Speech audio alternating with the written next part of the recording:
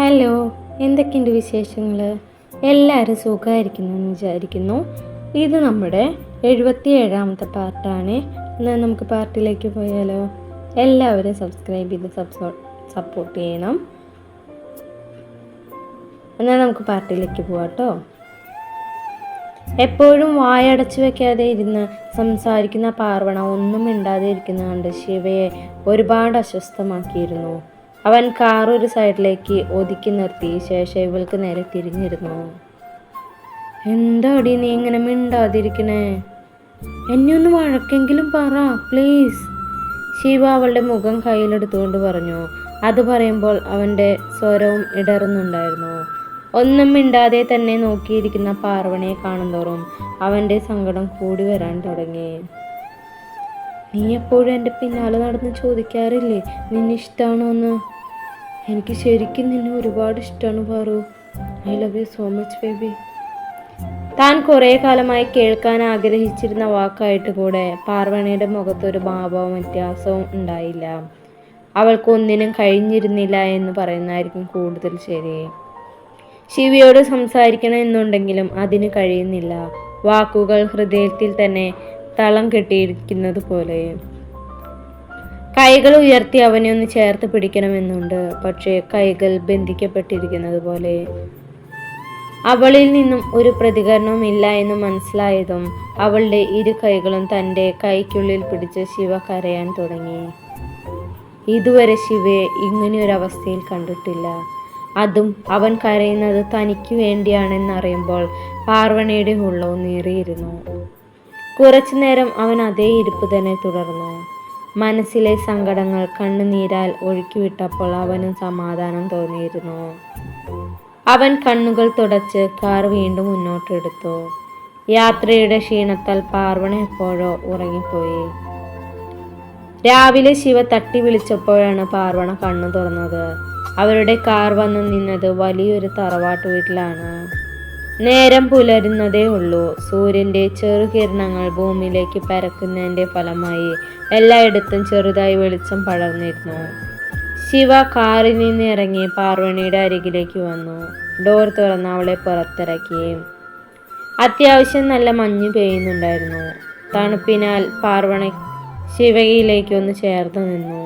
അത് മനസ്സിലാക്കിയ ശിവ ഇരു കൈകൾ കൊണ്ടും അവളെ ചേർത്ത് പിടിച്ച് മുന്നോട്ട് നടന്നു. ഗ്രാമത്തിൻ്റെ തനിമയിൽ ഇഴചേർന്ന ഒരു പരമ്പരാഗത വീടായിരുന്നു അത്. മുറ്റത്തൊരു തുളസിത്തറയും നിറയെ മരങ്ങളും ഒക്കെയുള്ള പാടത്തിനരികിലെ ഒരു വലിയ നാലുകെട്ട് വീട് വളരെ മനോഹരമായിരുന്നു. രാവിലെ ആയതിനാൽ അമ്പലത്തിൽ നിന്നുള്ള പാട്ട് ആ പ്രദേശമാകെ ഒഴുകി നടക്കുന്നു. 4 കൊല്ലം മുൻപാണ് ശിവ ഇവിടേക്ക് അവസാനമായി വന്നത്. എങ്കിലും ആ തറവാടിനും ഗ്രാമത്തിനും ഒരു മാറ്റവും ഇല്ലാത്തതുപോലെ അവന് തോന്നിയിരുന്നു. അവൻ പാർവണയും കൊണ്ട് വരാന്തയിലേക്ക് കയറി. മുന്നിൽ തൂക്കിയിട്ടിരിക്കുന്ന മണി പതിയെ ഒന്ന് തട്ടി. കുറച്ചു കഴിഞ്ഞതും ഒരു വയസ്സായ സ്ത്രീ വന്ന് വാതിൽ തുറന്നു. ആരാ? ആ സ്ത്രീ ശിവയെയും പാർവണയെയും നോക്കി ചോദിച്ചു. ഞാൻ കണ്ണനാ ജാനകിയമ്മേ, ശിവ ഒരു പുഞ്ചിരിയോടെ പറഞ്ഞു. അതേസമയം ആ വൃദ്ധയുടെ മുഖത്ത് ഒരുപാട് ഭാവങ്ങൾ നിറഞ്ഞു നിന്നു. അയ്യോ, എനിക്കെൻ്റെ കണ്ണൻകുട്ടിയെ മനസ്സിലായില്ലല്ലോ കൃഷ്ണ. ഞാൻ ഒരിക്കലും പ്രതീക്ഷിച്ച കുട്ടി ഇവിടേക്ക് വരില്ല എന്ന് അവൾ അത്ഭുതത്തോടെ പറഞ്ഞു. ജാനകിയമ്മ കുറെ കാലങ്ങളായി തറവാട്ടിലെ അടുക്കള പണിക്ക് നിൽക്കുന്ന സ്ത്രീയാണ്. അവരും പ്രതീക്ഷിച്ചിരുന്നില്ല ശിവയുടെ ഇങ്ങനെയൊരു വരവ്. എന്താ കുഞ്ഞ് അവിടെ തന്നെ നിൽക്കുന്നേ? അകത്തേക്ക് വാ. അവർ ശിവയെ അകത്തേക്ക് ക്ഷണിച്ചു. തറവാട്ടമ്മേ, ഇതാരാ വന്നിരിക്കുന്നേന്ന് നോക്കിയേ, നമ്മുടെ കണ്ണൻകുട്ടി വന്നിരിക്കണോ? ജാനകിയമ്മ ഉറക്കെ വിളിച്ചു പറഞ്ഞു. നിമിഷം നേരം കൊണ്ട് അവിടെ ആളുകൾ നിറഞ്ഞു. ആളുകൾ എന്ന് പറയുന്നതിനേക്കാൾ കുട്ടികൾ എന്ന് പറയുന്നതായിരിക്കും ശരി. നഴ്സറി വിട്ടതുപോലെ ഒരു 10-15 കുട്ടികൾ അവിടെ ഉണ്ടായിരുന്നു. 3ലും 4ലും പ്രായത്തിനിടയിലുള്ള കുട്ടികൾ നിന്നും ഒരു വൃദ്ധ മുന്നിലേക്ക് വന്നു. നീ വന്നു അല്ലേ? അവർ ഗൗരവത്തിൽ ചോദിച്ചു. ശിവയെ അതേ ഗൗരവത്തിൽ മൂളി. ഇതാണോ നിന്റെ ഭാര്യ? അതെ. എന്താ പേര്? മുത്തശ്ശി അവളെ നോക്കി ചോദിച്ചു. പാർവണ. അത് പറഞ്ഞു ശിവയാണ്. ഞാൻ ഇവളോടല്ലേ ചോദിച്ചത്, ഉത്തരം പറയാൻ എന്താ ഇവൾക്ക് പറ്റില്ലേ? മുത്തശ്ശി ഗൗരവത്തിൽ ചോദിച്ചു.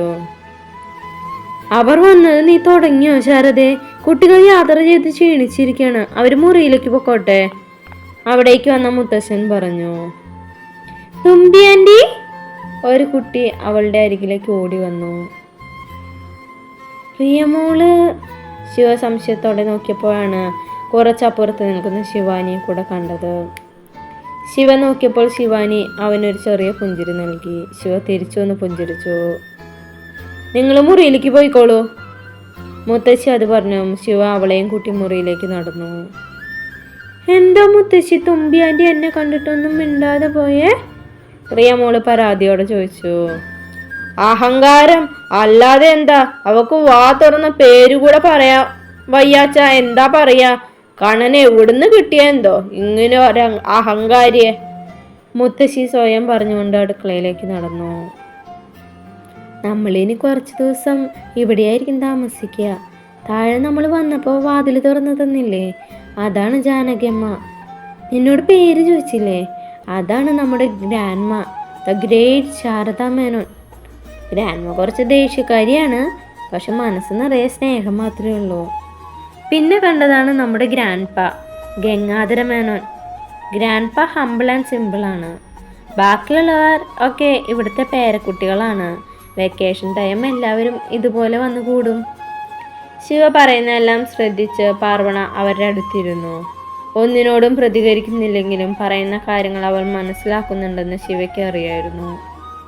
ഡോറിലെ നോക്ക് കേട്ട് ശിവ പുറത്തേക്ക് നോക്കിയപ്പോൾ അത് ശിവാനിയായിരുന്നു. ഞാൻ അകത്തേക്ക് വന്നോട്ടെ കണ്ണേട്ടാ? അവൾ അനുവാദത്തിനായി കാത്തു നിന്നു. അതിനെന്താ ശിവാനി, അകത്തേക്ക് വരൂ, ശിവ പുഞ്ചിരിയോടെ പറഞ്ഞു. ശിവാനി അകത്തേക്ക് വന്നതും പാർവണ പേടിച്ചുകൊണ്ട് ശിവയെ ചേർത്ത് പിടിച്ചു.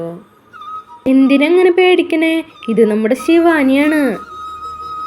ശിവ അവളെ സമാധാനിപ്പിച്ചുകൊണ്ട് പറഞ്ഞു. നിങ്ങളേക്ക് ഇവിടേക്ക് വരുന്ന കാര്യം ദേവേട്ട ഇന്നലെ വിളിച്ചു പറഞ്ഞിരുന്നു. പാർവണയ്ക്ക് സംഭവിച്ചതിനെ കുറിച്ച് എന്നോട് പറഞ്ഞിരുന്നു. ശിവാനി അത് പറഞ്ഞപ്പോൾ ശിവ ഒന്ന് പുഞ്ചിരിക്കാൻ മാത്രമാണ് ചെയ്തത്. പാർവണയെക്കുറിച്ച് ആലോചിച്ചിട്ട് അവിടെ ദേവേട്ടനും ദേവനും നല്ല ടെൻഷനിലാണ്. എന്നെ വിളിച്ച് അവളെ ഒന്ന് കെയർ ചെയ്യാൻ പറഞ്ഞിരുന്നു. എന്തെങ്കിലും ഹെൽപ്പ് വേണമെങ്കിൽ കണ്ണേട്ട എന്നോട് പറഞ്ഞാൽ മതി. അത് പറഞ്ഞ് തിരികെ നടന്ന് ശിവ അവളെ പിന്നിൽ നിന്ന് വിളിച്ചു. സോറി ശിവാനി, അന്ന് അവിടെ വെച്ച് നിന്നെ സങ്കടപ്പെടുത്തിയേന്. അങ്ങനെയൊന്നും സംഭവിക്കുമെന്ന് ഞാനും കരുതിയിരുന്നില്ല. ഇറ്റ്സ് ഓക്കെ കണ്ണേട്ട, ഞാൻ അതെല്ലാം അന്ന് തന്നെ മറന്നു. അവൾ ഒരു നിറഞ്ഞ പുഞ്ചിരിയോടാണ് അത് പറഞ്ഞത്. അന്ന് തിരിച്ച് US തിരിച്ചു പോവാന്ന് പറഞ്ഞിട്ട് ശിവാനി എങ്ങനെ ഇവിടെ എത്തി? അന്ന് തിരിച്ചു പോവാനാ ഞാൻ വീട്ടിൽ നിന്ന് ഇറങ്ങിയേ. എയർപോർട്ടിലെത്തിയെങ്കിലും ചെക്ക് ഇൻ ചെയ്തില്ല. മനസ്സ് പറഞ്ഞു ഇവിടേക്ക് വരാൻ. അതെന്തായാലും നന്നായി. ഇവിടേക്ക് വന്നതുകൊണ്ട് പഴയതെല്ലാം പെട്ടെന്ന് മറക്കാൻ കഴിഞ്ഞു. അല്ലെങ്കിൽ ഞാൻ ഡിപ്രഷൻ അടിച്ച് ചത്തേനെ. മമ്മിയൊന്നും പറഞ്ഞില്ലേ? ശിവ ചോദിച്ചു. ആൻറ്റി പ്രത്യേകിച്ചൊന്നും പറഞ്ഞില്ല. അല്ലെങ്കിലേ ആൻറ്റി ഇനി എന്ത് പറയാനാ? അതൊക്കെ വിട്ടേ. പാർവണയുടെ ഈ അവസ്ഥയ്ക്ക് കാരണക്കാരനായവനെ നമ്മൾ കണ്ടുപിടിക്കണ്ടേ? വേണം. അതിനു മുമ്പ് ഇവളെ പഴയതുപോലെ ഒന്ന് ആക്കിയെടുക്കണം. അതിനെനിക്ക് ശിവാനിയുടെ ഹെൽപ്പ് കൂടെ വേണം. എൻ്റെ ഭാഗത്തു നിന്ന് കട്ട സപ്പോർട്ട് ഉണ്ടാവും. കണ്ണേട്ടൻ ടെൻഷൻ അടിക്കാതിരിക്കേ. അത് പറഞ്ഞ് ശിവാനി താഴേക്ക് പോയി. ഒരു പരിധിവരെ ശിവാനി അവിടെ ഉള്ളത് ശിവയ്ക്ക് ഒരു ആശ്വാസമായിരുന്നു.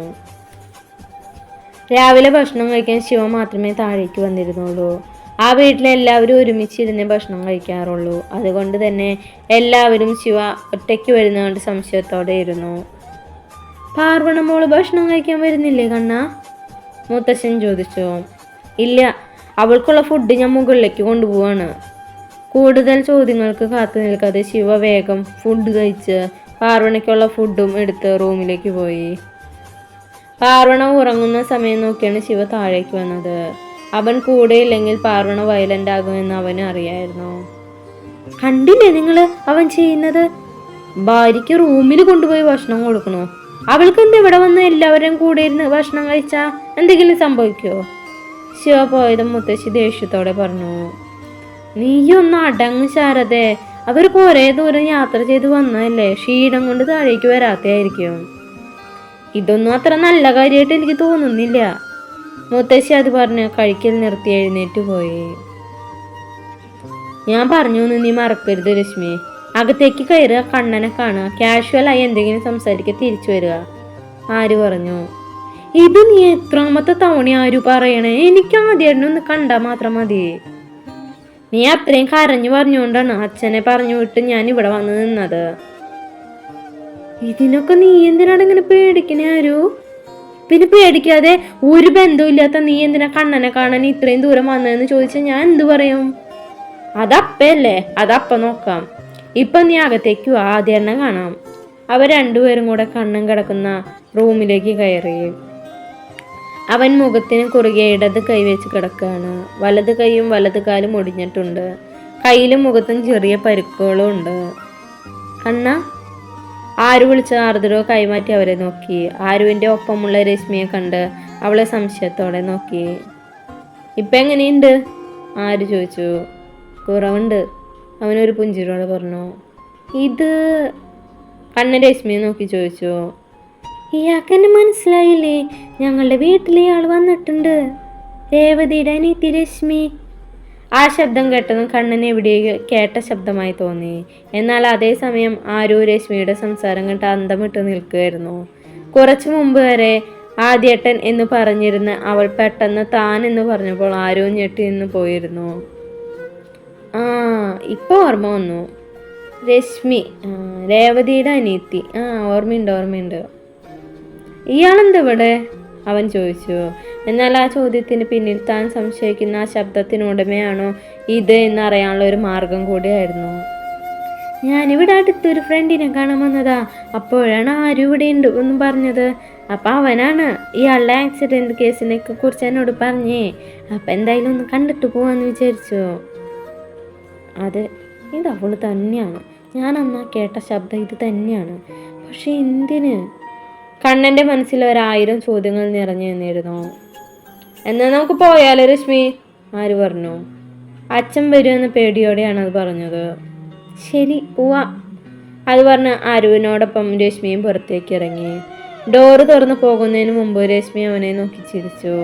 താൻ ആരാണ് അവനെ അറിയിക്കാനുള്ള ഒരു വരവ് കൂടിയായിരുന്നു രശ്മിയുടേത്. തൻ്റെ ഉദ്ദേശം നടന്നതിൻ്റെ സന്തോഷത്തോടെ രശ്മിയും ആ ഹോസ്പിറ്റൽ വിട്ട് പുറത്തേക്ക് പോയി. ഉച്ചയ്ക്ക് ഭക്ഷണം കഴിക്കാൻ ശിവ താഴേക്ക് വന്നില്ല. അതിനാൽ അവനെ വിളിക്കാനായി മുത്തശ്ശി പറഞ്ഞത് പ്രകാരം ശിവയുടെ റൂമിലേക്ക് വന്നു. കണ്ണേട്ടൻ കഴിക്കാൻ വരുന്നില്ലേ? ഇല്ല ശിവാനി, പാർവണ ഉറങ്ങിയിട്ടില്ല. ഇവളെ ഇവിടെ ഒറ്റയ്ക്കാക്കിയിട്ട് വരാൻ പറ്റില്ലല്ലോ.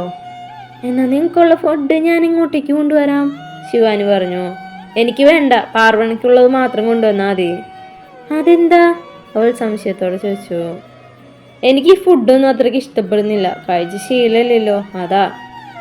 എനിക്കും അങ്ങനെയൊക്കെ തന്നെയാണ്, പക്ഷെ കഴിക്കാതെ വേറെ മാർഗമില്ല, അതുകൊണ്ട് കഴിക്കുന്നെന്ന് മാത്രം, അവൾ ഒരു നിശ്വാസത്തോടെ പറഞ്ഞു. ശിവാനി താഴേക്ക് പോയി ഭക്ഷണം എല്ലാം കഴിച്ചു കഴിഞ്ഞ് അടുക്കളയിൽ നിന്നും പാർവണയ്ക്കുള്ള ഭക്ഷണം പ്ലേറ്റിലെടുക്കുമ്പോഴാണ് മുത്തശ്ശി അവിടേക്ക് വന്നത്. ഇതാർക്കാ? മുത്തശ്ശി ഗൗരവത്തോടെ ചോദിച്ചു. അത് മുകളിലേക്ക്, കണ്ണേട്ടൻ്റെ റൂമിലേക്ക്. അതെന്താ അവന് ഇവിടെ വന്ന് കഴിക്കാൻ അറിയില്ലേ? അത് കണ്ണേട്ടന് അല്ല മുത്തശ്ശി, പാർവണിക്ക് വേണ്ടിയാണ്. അങ്ങനെ അവൾക്ക് മുകളിൽ കൊണ്ടുപോയി ഭക്ഷണം കൊടുക്കേണ്ട കാര്യമൊന്നുമില്ല. അവള് വേണമെങ്കിൽ ഇവിടെ വന്ന് എടുത്ത് കഴിക്കട്ടെ. അത് പറഞ്ഞ മുത്തശ്ശി ശിവാനിയുടെ കയ്യിൽ നിന്ന് പ്ലേറ്റ് വാങ്ങി. എന്താ നോക്കി നിൽക്കണേ, പോ, മുത്തശ്ശി ഗൗരവത്തോടെ പറഞ്ഞതും ശിവാനി വേഗം അടുക്കളയിൽ നിന്നും പുറത്തേക്ക് ഇറങ്ങി. കണ്ണേട്ടാ, കണ്ണേട്ടാ! ശിവാനി ഡോറിൽ തട്ടി വിളിച്ചത് ശിവ വന്ന് ഡോർ തുറന്നു. സോറി, കുറച്ച് ലേറ്റായിപ്പോയി. താഴെ മുത്തശ്ശി ഭക്ഷണം കൊണ്ടുവരാൻ സമ്മതിച്ചില്ല. പിന്നെ മുത്തശ്ശി റൂമിലേക്ക് പോകുന്നവരെ വെയിറ്റ് ചെയ്ത് നിൽക്കേണ്ടി വരുന്നു, അതാ ഇത്രയും നേരം വൈകിട്ടാ. പ്ലേറ്റ് ശിവയുടെ കയ്യിലേക്ക് കൊടുത്തുകൊണ്ട് ശിവാനി പറഞ്ഞു. അത് കുഴപ്പമില്ല, ശിവ പുഞ്ചിരിയോടെ പറഞ്ഞു.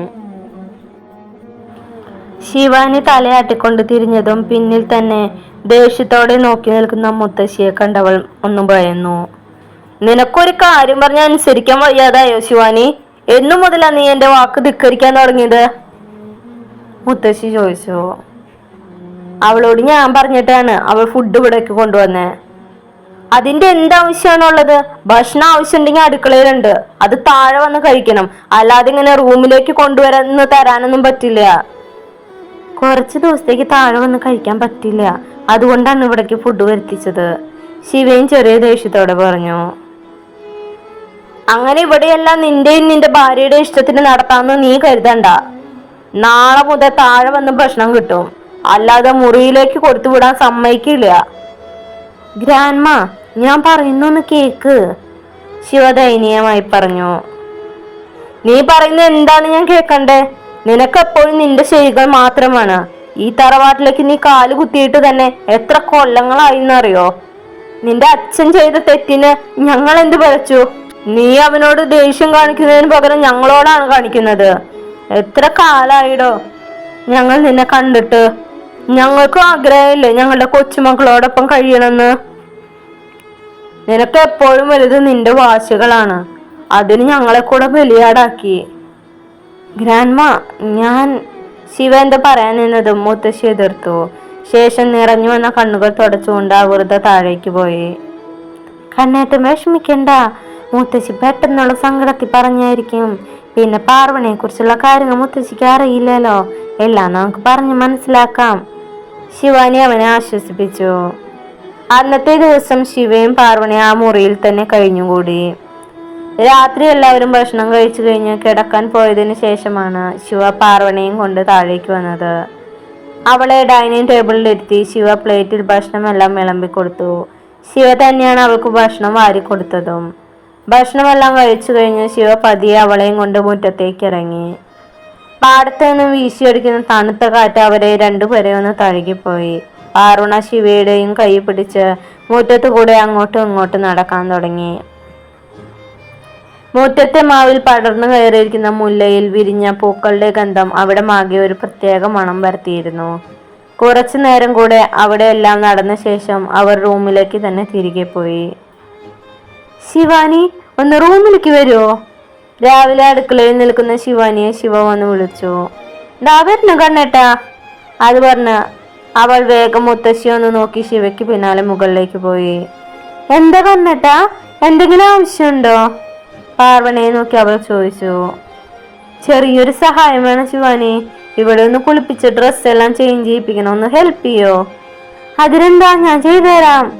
അത് പറഞ്ഞ് ശിവ പാർവണയും കൂട്ടി ബാത്റൂമിലേക്ക് നടന്നു. കഴിഞ്ഞ ദിവസത്തെ പോലെ ശിവ ബാത്റൂമിന് പുറത്ത് അവൾ കാണുന്ന രീതിയിൽ തിരിഞ്ഞു നിന്നു. ശിവാനി അവളെ കുളിപ്പിച്ച് അവളുടെ ഡ്രസ്സുകളെല്ലാം ചേഞ്ച് ചെയ്ത് കൊടുത്തു. ശിവാനി, പാർവണി ഒന്ന് ശ്രദ്ധിക്കണേ, എനിക്കൊന്ന് പുറത്തു പോകണം, അവളിപ്പോ ഉറങ്ങാണ്. അവളെ എഴുന്നേൽക്കുന്നതിന് മുമ്പ് ഞാൻ പോയി വരാൻ ശ്രമിക്കാം. അവൻ പറഞ്ഞ കാറുമായി ശിവ പുറത്തേക്ക് പോയി.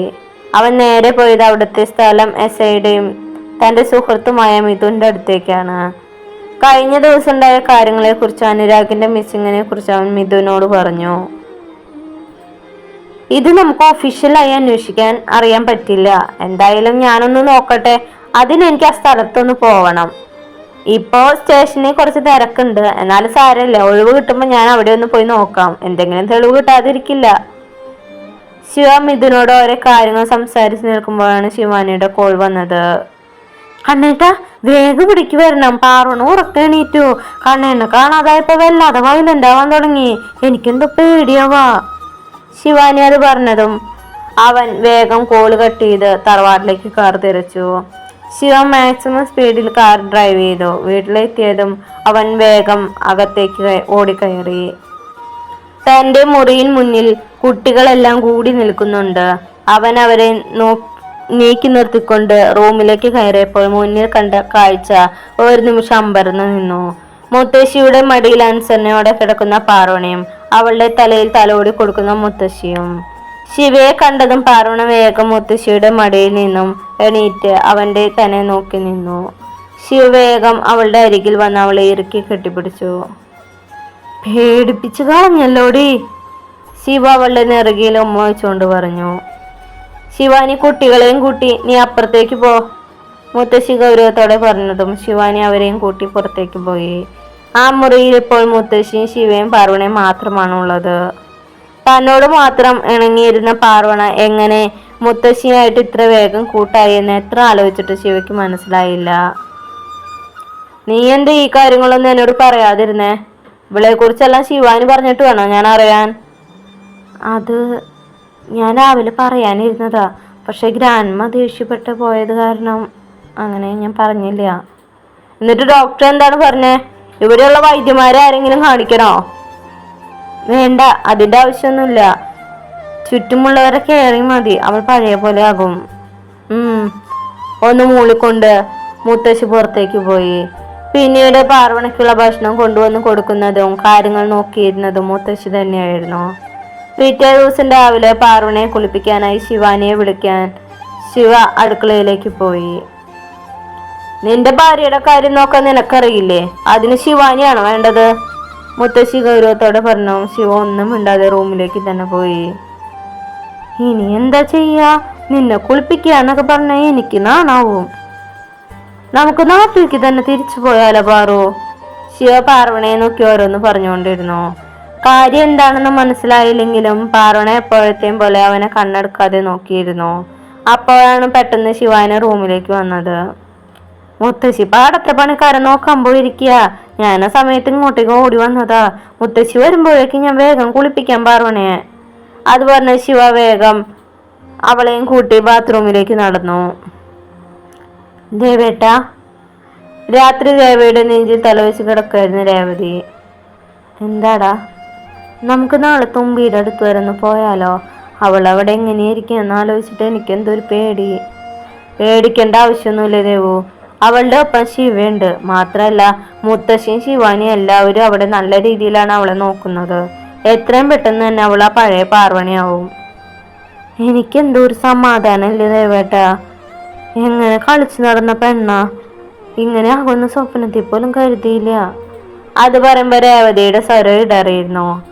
പിറ്റേ ദിവസം ശിവാനി പാർവണിയെ കുളിപ്പിക്കാനായി റൂമിലേക്ക് വന്നു. എന്നിവളെ ഞാൻ കുളിപ്പിക്കാം, ശിവ പറഞ്ഞു. അത് കേട്ട് ഒന്നും മനസ്സിലാവും ശിവാനി അവനെ തന്നെ ഒന്ന് നോക്കി. ശിവ അവളെ നോക്കി ഒന്ന് കണ്ണിറക്കി കാണിച്ചു. ശിവാനി ശരി എന്ന രീതിയിൽ തലയാട്ടിക്കൊണ്ട് പുറത്തേക്ക് പോയി. എന്റെ ഭഗവാനെ, ഇതെന്റെ അവസാനത്തെ പ്ലാനാണ്. ഈ പ്ലാനെങ്കിൽ എന്തെങ്കിലും ഒന്ന് വർക്കൗട്ട് ആവണേ, അവൻ മനസ്സിൽ പ്രാർത്ഥിച്ചു. എന്നാ നമുക്ക് കുളിക്കാൻ പോയാലോ പാറുക്കുട്ടി? അവൻ അവളുടെ കവിളി പിടിച്ചുകൊണ്ട് ചോദിച്ചു. ശേഷം അവളുടെ ഡ്രസ്സും തോർത്തുമുണ്ടും തലയിൽ തേക്കാനുള്ള എണ്ണയും എല്ലാം എടുത്ത് അവളെ ബെഡിൽ നിന്ന് എഴുന്നേൽപ്പിച്ചു. ശിവ അവളുടെ കൈയും പിടിച്ച് മുറുക്കി പുറത്തേക്ക് ഇറങ്ങി. സ്റ്റെപ്പുകൾ ഇറങ്ങി താഴെ എത്തിയ അവൻ അടുക്കള വഴി മുറ്റത്തേക്ക് ഇറങ്ങി. പാറുണ ഒന്നും മനസ്സിലാവാതെ അവന്റെ കൈയും പിടിച്ച് മുന്നോട്ട് നടന്നു. അവർ ചെന്നു നിന്നത് ഒരു കുളക്കടവിലാണ്. ചുറ്റുമതിലെല്ലാം കെട്ടി വാതിലുമൊക്കെയുള്ള ഒരു കുളമായിരുന്നു അത്. ശിവ അവളെയും കുളക്കടവിലേക്ക് ഇറക്കി നിർത്തി വാതിലടച്ചു. അപ്പോൾ നമ്മുടെ ഇന്നത്തെ പാർട്ട് കഴിഞ്ഞു. പാർവണിയെ പഴയ പോലെ വേഗമാക്കാൻ വേണ്ടിയിട്ട് കുറേ പേര് പറഞ്ഞിട്ടുണ്ടായിരുന്നു. ആ കാരണമാണ് സ്റ്റോറി സ്പീഡാക്കിയത്. അപ്പോൾ നല്ലൊരു പാർട്ടായിട്ട് നാളെ കാണാം. Bye, thank U.